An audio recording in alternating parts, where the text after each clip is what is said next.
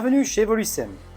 J'ai décidé de faire cette vidéo en mise à jour de l'ancienne vidéo Vérité et Révélation sur les boîtiers additionnels. La vidéo a été tournée il y a maintenant quelques années et avait intéressé pas mal de monde. Depuis le temps, il y a des nouvelles informations ajoutées, donc des choses ont changé et j'aimerais qu'on revienne un peu là-dessus. Certaines choses n'ont pas changé non plus. J'en profite également pour faire une version beaucoup plus courte puisque certaines personnes avaient trouvé l'autre version un peu répétitive et un peu trop longue. On va essayer de synthétiser un peu plus sur celle-ci. Donc on va reprendre les points les plus importants, donc le gain de puissance. Donc c'est là où toujours les choses n'ont pas trop changé au niveau de la concurrence, au niveau des différents vendeurs. Donc on retrouve toujours des gains totalement surréalistes chez beaucoup de vendeurs, même des vendeurs connus, donc, qui savent pourtant très bien que les gains annoncés ne sont pas du tout réalisables. Donc je le rappelle, le boîtier additionnel est limité non pas par lui-même, par sa propre technologie, entre guillemets, mais par la limite de sécurité du véhicule. Donc on ne peut pas dépasser cette limite de sécurité. Elle n'est pas modifiable, car elle est directement enregistrée dans le calculateur, et on ne peut pas la modifier de façon externe avec un boîtier additionnel. On peut uniquement la modifier ou la faire sauter par une reprogrammation du calculateur. Alors attention, c'est quand même risqué, ça reste une sécurité, elle n'est pas là pour rien. Okay, donc on peut le faire, une reprogrammation, c'est bien pour un véhicule de compétition par exemple, ou si c'est vraiment ce qu'on recherche, un véhicule modifié. Donc, on a toujours cette limite, qui n'a pas changé depuis toujours.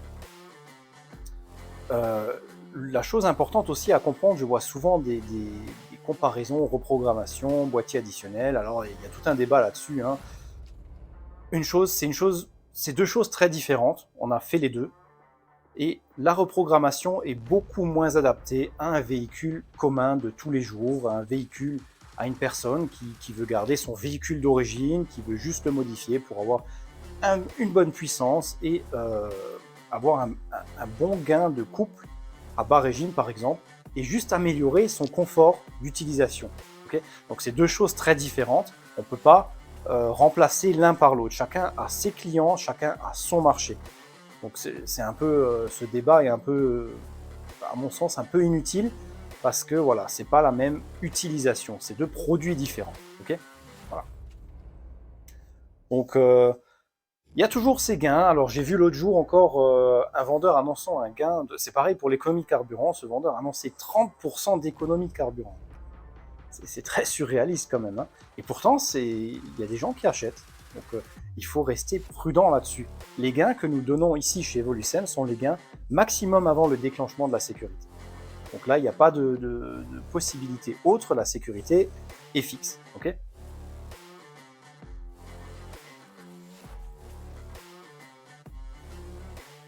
et il y a toujours le plus incroyable, hein, donc qui est resté depuis, depuis longtemps, c'est les vendeurs qui annoncent des méga processeurs, plusieurs cœurs, je sais pas combien de bytes, des temps de fréquence. Voilà, ou alors les processeurs Motorola qu'on voit souvent aussi, et les multi-sécurités, double sécurité, tout ça, mais ça devient carrément de la science-fiction. Il faut être réaliste, il n'y a pas tout ça dans un boîtier additionnel. Okay, donc c'est déjà pas un calculateur. Déjà, un calculateur moteur n'est pas une technologie non plus extrêmement pointue, ça existe depuis maintenant des décennies. Voilà, donc il faut arrêter de mentir. Je vois ça sur des très grandes marques, hein, des marques très connues, on peut aller le voir, et on voit ces choses-là, on se dit, mais... Alors c'est sûr, la personne novice va potentiellement tomber un peu dans le panneau, voilà, mais celui qui connaît un peu, il voit ça, il se dit, bon, c'est quand même un peu gros, quoi, hein. Et ça continue. Ça continue, c'est que ça doit fonctionner, je sais pas, mais mentir à ce point-là juste pour vendre, je suis désolé, ça fait pas non plus, c'est pas correct. Voilà, c'est pas ce qu'on fait chez nous et on fera jamais ça.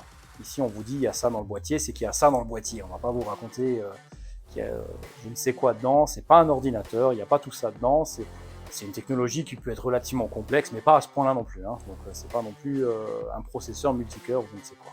Okay, un autre exemple, on a essayé il y a quelques temps, pas si longtemps que ça, d'acheter plusieurs marques de boîtiers qui proposaient des options de puissance supplémentaire. C'est-à-dire, il y avait donc 3 marques, on a essayé, je ne peux pas les citer ici, évidemment, vous comprenez. Et du coup, puisque c'est interdit, hein. Et du coup, on a essayé leur gamme de base et la version supérieure qui était juste censée apporter un gain supplémentaire de puissance et de coupe. Donc on paye plus cher pour avoir plus de coupe, plus de puissance. Qui au passage, les gains annoncés sortaient déjà des limites maximum de sécurité. Mais bon, voilà. Chez l'un, c'était un autre boîtier qui était vendu de façon différente. Et chez deux d'ailleurs, et chez le dernier, c'était juste une option à prendre en plus avec programme supplémentaire, machin. On a essayé ça, effectivement, il s'est avéré qu'il n'y a aucune différence réelle. Donc sur les trois marques, le boîtier était identique à l'intérieur. Et l'un, je vais même pas en dire plus parce que ce qu'il y avait dedans, c'était pas très beau. Bon, voilà. Donc encore, c'est du mensonge et c'est déplorable parce que ça a donné une mauvaise image du boîtier additionnel depuis des années maintenant. Et il faut savoir qu'on n'est pas tous dans le même cas. Ici, on est avant tout des passionnés d'automobile, on est des passionnés de mécanique, personnellement également, et je me vois mal inventer ce genre d'histoire juste pour vendre et raconter, et pire encore, faire un faux produit, vendre une évolution du produit alors qu'il n'y a rien, c'est pas acceptable. Je suis désolé, mais c'est à mon sens pas acceptable. Voilà, comme dit, on est des passionnés, on fait de la mécanique, on fait de l'usinage, j'ai fait moi-même tout ça, usinage moteur, et de la préparation, jusqu'à de la préparation relativement poussée sur des moteurs qu'on fait ici dans nos ateliers. Et c'est donc avant tout une passion de ce métier. Okay, donc c'est sûr, avoir choisi le boîtier additionnel, c'est pas quelque chose de simple, parce que certains le voient très mal, hein, donc c'est clair. J'ai souvent des commentaires de ce type-là. Mais ça intéresse beaucoup de monde, plus que la reprogrammation, par rapport aux avantages qu'on a. Donc il y a des avantages, comme on peut l'enlever sans laisser de traces, tout ça. Et c'est ce que j'essaye d'expliquer justement par cette vidéo également, c'est que c'est pas une... le fait de le faire bien va changer toute la donne. Okay, donc c'est sûr qu'il y a des boîtiers qui sont mauvais pour votre moteur, qui vont créer des problèmes, qui ne sont pas des vrais boîtiers, qui sont des escrocs. Il y en a dans tous les domaines, hein. Donc aujourd'hui on voit pas mal de reprogrammation, ça se fait un peu plus, surtout avec la sortie, enfin pas la sortie, mais avec le boom des boîtiers des véhicules roulant à l'éthanol. Donc il y a beaucoup de reprogrammation. Et j'en ai vu qui sont, effectivement, là c'est pareil, on a à boire et à manger, il y a des reprogrammateurs qui ne sont pas des vrais reprogrammateurs, qui se lancent là-dedans, qui font un peu n'importe quoi, et qui ne le font pas bien. C'est pareil dans tous les domaines, y compris le boîtier additionnel, c'est la même chose, ok ?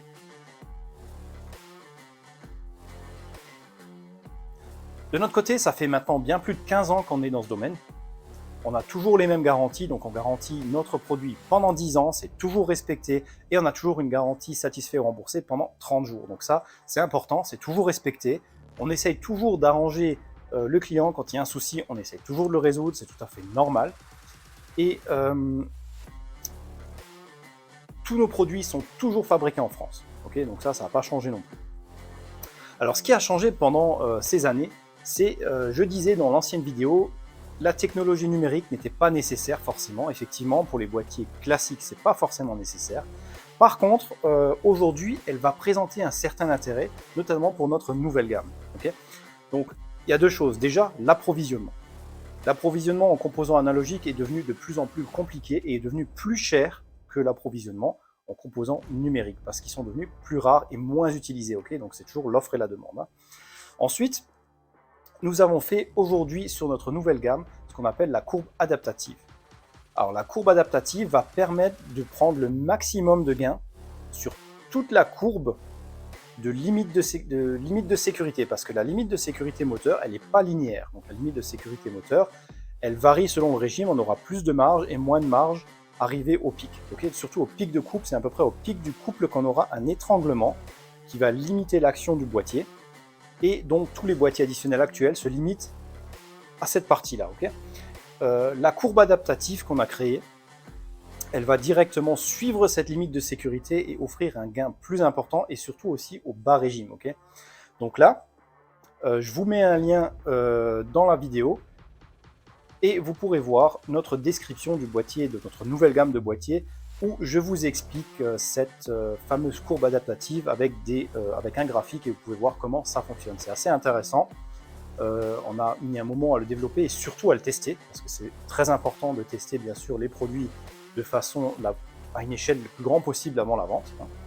Donc je vous mets le lien ici, allez voir, c'est intéressant. Et donc c'est là que le numérique va prendre tout son sens. Parce qu'effectivement, on ne peut pas faire ça de façon analogique, évidemment. Okay, donc on peut faire différents programmes et donner une courbe parfaitement qui va vous donner le gain maximum admis pour le véhicule. Donc ça, c'est la nouveauté. Et deuxième chose sur le numérique, c'est qu'on a aussi maintenant une application smartphone. Donc on a une application qui va sur Android, sur iPhone et qui va permettre de contrôler les boîtiers à distance. Donc depuis l'intérieur du véhicule, on peut modifier le réglage de la puissance, on peut activer et désactiver le boîtier ou le remettre au réglage d'usine en un seul clic depuis l'intérieur du véhicule. On n'a plus besoin de s'embêter à retourner au capot sur la vis de réglage. Okay, après, ceux qui préfèrent, on propose toujours la version à vis ou on propose également la version complète, c'est-à-dire avec l'application smartphone et la vis de réglage.